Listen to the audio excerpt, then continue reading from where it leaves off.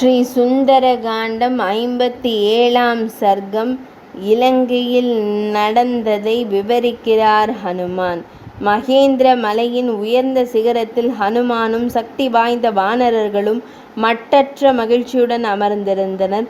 உடல் முழுவதும் மயிர்கூர்ச்செறியும் உணர்வு ஏற்படுத்திய மகிழ்ச்சியுடன் எல்லா வானரர்களும் அமர்ந்திருந்த போது முழுமையான மன திருப்தியுடன் இருந்த ஹனுமானிடம் இலங்கையில் நிகழ்ந்தவை குறித்த கேள்விகளை ஜாம்பவான் கேட்டார். அன்னை சீதையை நீ எவ்வாறு கண்டாய்? அவர் நிலைமை எப்படி இருக்கிறது? கொடிய மனம் கொண்ட 10 தலை ராவணன் அவரிடம் எப்படி நடந்து கொள்கிறான்? இவற்றையெல்லாம் நாங்கள் கேட்டு அறிய விரும்புகிறோம். குரங்குகளின் தலைவரே, இந்த விஷயங்களை பற்றிய முழுமையான விவரங்களை எங்களுக்கு கூறுவாய். நிலைமையை அறிந்த பிறகு அடுத்து என்ன செய்வதென்றே நாம் முடிவு செய்வோம். நாம் எவற்றை சொல்ல வேண்டும், நாம் எப்போது திரும்பிச் செல்ல வேண்டும், நாம் என்ன செய்யக்கூடாது என்பவற்றையெல்லாம் நீயே முடிவு செய். அறிவு கூர்மை படைத்த நீதான் இது பற்றி முடிவு செய்ய வேண்டும். அதற்கு பிறகு மனதில் நிறைந்திருந்த மகிழ்ச்சியால் உடல் முழுவதும் மயிர்கூர்ச்செறிந்தவராக இருந்த ஹனுமான் அன்னை சீதையை மனதில் நினைத்து வணங்கிவிட்டு இவ்வாறு பதிலளித்தார். கடலின் தென்கரைக்கு செல்ல விரும்பி இந்த மகேந்திர மலையின் உச்சியிலிருந்து நான் வானத்தில் எழும்பியது உங்கள் முன்னிலையில்தான் என்பதை நீங்கள் அறிவீர்கள். வழியில் தெய்வீக உருவம் கொண்ட மனம் கவரும் ஒரு மலை சிகரம் என் பாதையை மறைத்து கொண்டு என் முன் வந்தது. என் வழியை மறைத்ததால் அந்த மலையை ஒரு தடை என்று நான் கருதினேன். அந்த தெய்வீக மலையை நான் நெருங்கிய போது அதை உடைத்து கொண்டு அதனூடே வழி ஏற்படுத்தி கொண்டு செல்ல வேண்டும் என்று என் மனதில் தீர்மானித்தேன். சூரியன் போல் ஒளிவிட்ட அந்த மலையின் சிகரம் என் வாளால் அடிக்கப்பட்டு சுக்கு நூறாக உடைந்தது. ஆனால் எனக்கு என்ன ஒரு ஆச்சரியம்! என் பணி என்ன என்பதை அறிந்தது போல் அந்த உயர்ந்த மலை குழந்தாய் என்று என்னிடம் இனிய வார்த்தை பேசியது. என் இதயத்தை கரைத்த அன்பான சொல் அது. அந்த மலை கூறியது, கடலுக்குள் வசிக்கும் மைனாகம் என்னும் மலை என்று என்னை அறிவாயாக. நான் வாயுதேவனின் நண்பன். உன் தந்தையாருடன் எனக்கு இருக்கும் தொடர்பால் நான் உன் நலன் விரும்பி, குழந்தாய், அந்நாட்களில் மலைகளுக்கு இறக்கைகள் இருந்தன. அவை தங்கள் விருப்பப்படி பூமியின் மீது பறந்து பலருக்கும் இழப்புகளை ஏற்படுத்தின. பகன் என்ற அசுரனை கொன்ற தேவர்களின் பெருந்தலைவனான தேவேந்திரன் மலைகளின் இந்த தீய பழக்கத்தை அறிந்ததும் தன் வஜ்ராயுதத்தால் அவற்றின் இறக்கைகளை வெட்டிவிட்டான். பிரியமானவரே, உன் தந்தை வாயுதேவர் உரிய காலத்தில் செய்த உதவியால் நான் மட்டும் இந்திரனின் கோபத்திலிருந்து தப்பினேன். என்னை ஆழ்கடலை நோக்கி தள்ளி சென்று கடலில் மூழ்க வைத்ததன் மூலம் உன் தந்தை என்னை காப்பாற்றினார். எதிரிகளை அழிப்பவனே, ராமபிரான் விஷயத்தில் நான் உனக்கு உதவியாக இருப்பதுதான் முறை. ஏனெனில் ஸ்ரீ ராமபிரான் சக்தியில் இந்திரனுக்கு ஒப்பானவர். அத்துடன் அறவழியில் நிலை பெற்றவர்களுக்கு அவர் மிக உயர்ந்தவர். மகாத்மாவான அந்த மலையின் இந்த வார்த்தைகளை கேட்டதும் என் திட்டங்களை அவரிடம் கூறி பணியை தொடர ஆயத்தமானேன். அது ஒரு பெரிய மலையாக இருந்தாலும் அது ஒரு பெரிய மனித வடிவை எடுத்திருந்தது. உயர்ந்த ஆத்மாவான அந்த மைனாகம் நான் என் பயணத்தை தொடர அனுமதித்தது. பிறகு அது தன் மனித வடிவத்தை விட்டுவிட்டு கடலின் நடுவே ஒரு மலையாக அமர்ந்தது. கடந்து செல்ல வேண்டிய தூரத்தை கருத்தில் கொண்டு நான் நீண்ட நேரம் வேகமாக பயணம் செய்தேன். அதற்கு பிறகு நான் நாகர்களின் தெய்வீக தாயான தேவி சுரசையை பார்த்தேன். நடுக்கடலில் என் முன் நின்று அவள் கூறினார், குரங்கே, தேவர்கள் உன்னை எனக்கு உணவாக அளித்திருக்கிறார்கள். நீண்ட நாட்களுக்கு பிறகுதான் உன்னை போன்ற ஒருவன் எனக்கு கிடைத்திருக்கிறான். எனவே உன்னை நான் உண்ணப் போகிறேன். சுரசையின் வார்த்தைகளை கேட்டதும் என் முகம் வெளிரியது. கைகளை கூப்பியபடி அவள் முன் நின்று நான் இவ்வாறு கூறினேன். அரசர் தசரதரின் புதல்வரான ஸ்ரீராமபிரான் தன் தம்பி லக்ஷ்மணருடனும் மனைவி சீதையுடனும் தண்டகாரண்யத்தில் வசித்து வருகிறார். தீய மனம் கொண்ட ராவணனால் அவர் மனைவி சீதை கடத்தி செல்லப்பட்டார். ஸ்ரீராமபிரானின் கட்டளைப்படி அன்னை சீதையிடம் நான் ஒரு தூதனாக செல்கிறேன். ராமரின் நாட்டில் வசிக்கும் ஒரு பிரஜையாக ஸ்ரீராமபிரான் விஷயத்தில் தேவையான உதவிகளை நீ எனக்கு செய்வது தான் பொருத்தமானது. இல்லாவிட்டால் மிதிலை நாட்டு இளவரசியை பார்த்துவிட்டு அவரை பற்றிய செய்தியை ஸ்ரீராமபிரானிடம் தெரிவித்துவிட்டு நான் இங்கே திரும்ப வந்து உன் வாய்க்குள் நுழைகிறேன். இந்த விஷயத்தில் என் சத்தியமான வாக்கை நான் உனக்கு கொடுக்கிறேன். என் வேண்டுகோளை நான் கூறியதும் நான் விரும்பும் வடிவத்தை எடுக்கக்கூடிய வல்லமை பெற்ற சுரசை கூறினால் நீ என்னை தாண்டி செல்ல முடியாது. உன்னை உண்பதற்கான வரம் பெற்றவள் நான். அவள் இவ்வாறு கூறியதும் கண் சிமிட்டும் நேரத்திற்குள் 10 யோஜனை உயரமும் அதில் பாதி உயரமும் கொண்ட ஒரு வடிவத்தை நான் எடுத்துக்கொண்டேன். உடனே அவள் தன் வாயை திறந்து அதை என் உடலின் அகலத்திற்கு பெரிதாக்கினாள். அவளுடைய மிகப்பெரிய வாயை பார்த்ததும் உடனே நான் என் உடம்பின் அளவை மீண்டும் குறைத்து கொண்டேன்.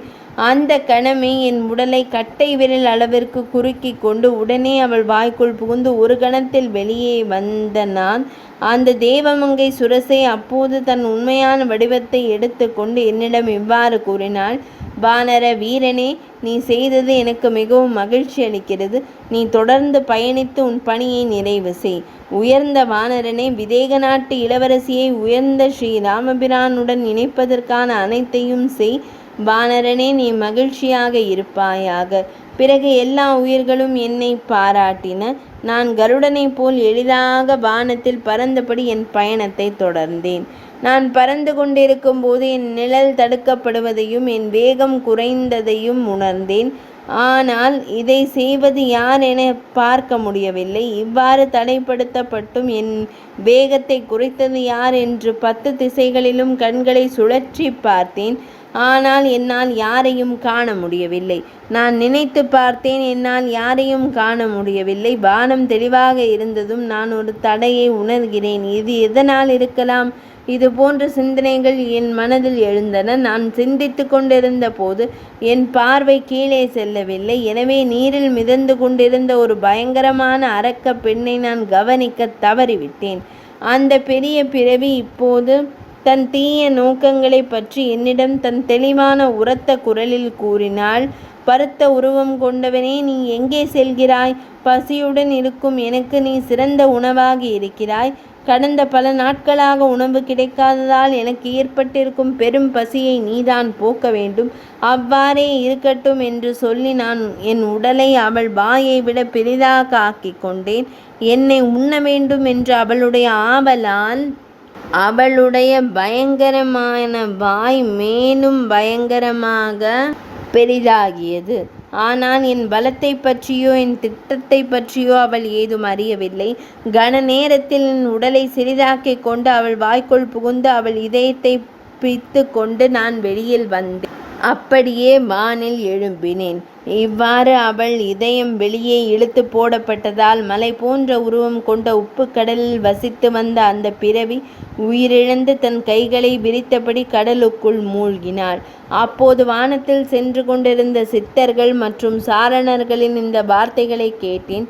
சிம்ஹிகை என்னும் கொடிய அரக்கி ஹனுமானால் ஒரு கணத்தில் எளிதாக கொல்லப்பட்டாள். அவளை கொன்ற பிறகு நான் கடந்து வந்த ஆபத்துக்களை பற்றி திரும்ப திரும்ப நினைத்து பார்த்தபடி வானில் நீண்ட தூரம் பறந்த பிறகு இலங்கை நகரம் இருக்கும் கடலின் மறு கரையில் இருந்த மலைகள் என் கண்ணுக்கு புலப்பட்டன. சூரியன் மறைந்த பிறகு யாராலும் காண முடியாத ஒரு உருவத்தை எடுத்துக்கொண்டு மிகுந்த சக்தி கொண்ட அரக்கர்களின் நகரத்திற்குள் நான் நுழைந்தேன். நான் அங்கே நுழைந்ததும் நெருப்பை போல் கன்றை தலைமுடியுடன் ஒரு பெண் பிரளய காலத்து இடியை போல் முழங்கிக் கொண்டு என்னை எதிர்ப்பது போல் எதிரே வந்து நின்றாள். என்னை கொல்வதற்காக அவள் என் எதிரே வந்தபோது நான் என் இடது கை முஷ்டியால் அவளை ஒரு குத்து விட்டேன். இவ்வாறு முறியடிக்கப்பட்டதும் அவள் பணிந்து போய் என்னிடம் கூறினாள். உடனே நான் பெண்ணுருவில் வந்திருக்கும் இலங்கையின் தேவதை, உன் வல்லமையால் நான் வெல்லப்பட்டேன். அதனால் நீ எல்லா அரக்கர்களையும் வெல்லும் வல்லமை பெற்றவன். அதற்கு பிறகு விடியற் காலையில் நான் இலங்கைக்குள் நுழைந்தேன். இரவு முழுவதும் நான் ஜனகரின் மகளை தேடினேன். ராவணனின் அந்தப்புரத்திற்குள் கூட நுழைந்தேன். ஆனால் அங்கேயும் அன்னையை காணவில்லை. ராவணனின் அரண்மனைக்குள் எங்கும் அவரை காணாமல் நான் கரை காண முடியாத துயரக் கடலுக்குள் விழுந்தேன். இவ்வாறு நான் ஆழ்ந்த சோகத்தில் இருந்தபோது தங்கத்தால் இழைக்கப்பட்ட அற்புதமான சுவர்களால் சூழப்பட்ட ஒரு தோட்டத்தை கண்டேன்.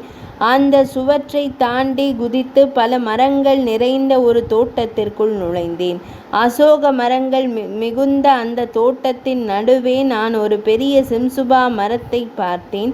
அதன் மீது ஏறி தங்க நிறம் கொண்ட வாழை மரங்கள் நிறைந்த ஒரு தோட்டத்தை பார்த்தேன். அத்தனை சிரமங்களுக்கு பிறகு சிம்சுபா மரத்தில் நான் அமர்ந்திருந்த இடத்தில் சற்று தொலைவில் அந்த அழகிய அன்னை சீதை போன்ற தோற்றம் கொண்ட ஒரு நபரை என்னால் காண முடிந்தது. அவர் இளமையான உடல் வண்ணமும் தாமரை இதழ்களை போன்ற கண்களும் கொண்டிருந்தார்.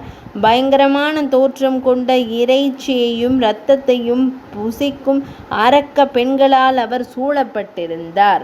பட்டினி கிடந்ததால் அவர் பொலி விழந்தவராக இருந்தார். அவரின் முகம் வெளுத்திருந்தது. அவர் தலைமுடியில் தூசு படர்ந்திருந்தது. அவர் மிகவும் பலவீனமான தோற்றம் கொண்டிருந்தார். ஒற்றை ஆடை அணிந்திருந்தார். தன் கணவரின் நலம் பற்றியே எப்போதும் நினைத்தபடி இடைவிடாமல் தன்னை அச்சுறுத்தி கொண்டிருந்த அரக்கைகளுக்கு நடுவே அவர் பரிதாபமாக அமர்ந்திருந்தார். தன் கணவரை பற்றி நினைத்து கொண்டிருப்பது மட்டுமே அவருடைய ஒரே செயல்பாடு. அவருடைய கூந்தல் ஒற்றையாக முடியப்பட்டபடி இருந்தது. குளிர்கால தாமரை மலர் போல் அவர் தரையில் கிடந்தார். ராவணனிடமிருந்து தப்பித்து செல்ல எந்த வழியும் அறியாமல் அவர் விரக்தியில் இருந்தார். தன் உயிரை மாய்த்து கொள்ள கூட அவர் முடிவு செய்துவிட்டார். அந்த நிலையிலும் தன் நற்புகழுக்கு ஒரு களங்கமும் இல்லாமல் இருந்த அவரை பார்த்த நான் அனைத்தையும் கவனமாக பார்த்து கொண்டு அந்த சிம்சுபா மரத்தின் மீது அமர்ந்திருந்தேன். அப்போது ராவணனின் அரண்மனையிலிருந்து வந்த கொலுசுகள் மற்றும் ஒட்டியானங்களின் உரத்த ஒலியை நான் கேட்டேன். அதனால் அதிகம் கவலை அடைந்த நான் என் உருவத்தை சிறிதாக்கிக் கொண்டு இவைகளை மிகுந்த அதே சிம்சுபா மரத்தின் மேல் ஒரு பறவையைப் போல் அமர்ந்திருந்தேன். அன்னை சீதை வைக்கப்பட்டிருந்த இடத்திற்கு அந்த சக்தி வாய்ந்த ராவணனும் அவன் மனைவிகளும் வருவதை பார்த்தேன். அரக்கர்களின் அரசன் வருவதைக் கண்டதும் சீதை தன் கால்களை ஒடுக்கி கொண்டும் கைகளை மார்பின் குறுக்கே வைத்து கொண்டும் தன் உடலை மறைத்தபடி அமர்ந்து கொண்டார். அன்னை தலையை கீழே குனிந்து கொண்டு இந்த புறமும் அந்த புறமும் நோக்கி கொண்டு மிகவும் பரிதாபமான அச்சுறுத்தப்பட்ட தோற்றத்துடன் விரக்தி அடைந்த நிலையில் இருந்த அந்த அறநெறி வழுவாத பெண்மணியிடம் கீழான நடத்தை கொண்ட 10 தலைகள் கொண்ட ராவணன் இவ்வாறு கூறினான். சீதா, என்னை மதித்து நடந்து கொள். கர்ப்பம் பிடித்தவளே, உன் கர்ப்பத்தினால்தான் நீ என்னை ஏற்க மறுக்கிறாய். என் கோரிக்கையை ஏற்காமல் இதே நிலையில் நீ தொடர்ந்தால் இன்னும் 2 மாதங்களில் நான் உன் இரத்தத்தை குடித்து விடுவேன். தீய எண்ணம் கொண்ட அரக்கனின் இந்த வார்த்தைகளை கேட்டதும் அன்னை சீதை மிகுந்த கோபம் கொண்டு அவனுக்கு பொருத்தமான பதிலை இவ்வாறு கூறினார். தீய எண்ணம் படைத்த அரக்கனே, இக்ஷ்வாகு வம்சத்தை சேர்ந்த பெருமைமிக்க அரசர் தசரதரின் மருமகளும் அளவற்ற வல்லமை கொண்ட ஸ்ரீராமபிரானின் மனைவியுமான என்னை பார்த்து கூறக்கூடாத இத்தகைய வார்த்தைகளை கூறிய உன் நாக்கு இன்னும் ஏன் அருந்து விழவில்லை? வெட்கமற்ற பாவியே, என் கணவர் அருகில் இல்லாத போது, அவர் பார்வையில் நீ இல்லாத போது என்னை கடத்தி வந்த உன் வீரம் மிக பெருமை வாய்ந்ததாகத்தான் இருக்க வேண்டும். நீ எப்போதும் ஸ்ரீராமருக்கு சமமாக மாட்டாய். எப்போதும் உண்மையாக இருப்பவரும் எப்போதும் மரியாதைக்குரியவராக இருப்பவரும் போரில் எப்போதும் தோற்கடிக்கப்பட முடியாதவருமான ஸ்ரீராமபிரானின் வேலைக்காரனாக இருக்கக்கூட தகுதியற்றவன் நீ. ஜனகரின் மகளின் இந்த காதை குத்தும் பேச்சை கேட்டு ராவணன் கோபத்தில் நெருப்பாக கலன்றான். இரத்தம் பாய்ந்த தன் 2 கண்களையும் உருட்டியபடி அவரை கொல்லும் எண்ணத்தில் வலது முஷ்டியை மடக்கி உயர்த்தினான். அப்போது பெண்கள் ஐயோ ஐயோ என்று அலற ஆரம்பித்தனர். ராவணனின் மனைவி உயர்ந்தவளான மண்டோதரி பெண்களுக்கு நடுவிலிருந்து முன்னே வந்து அவனுடைய கொலை செயலை தடுக்கும் விதத்தில் முன்னின்றாள். 57வது சர்க்கம் நிறைவடைந்தது.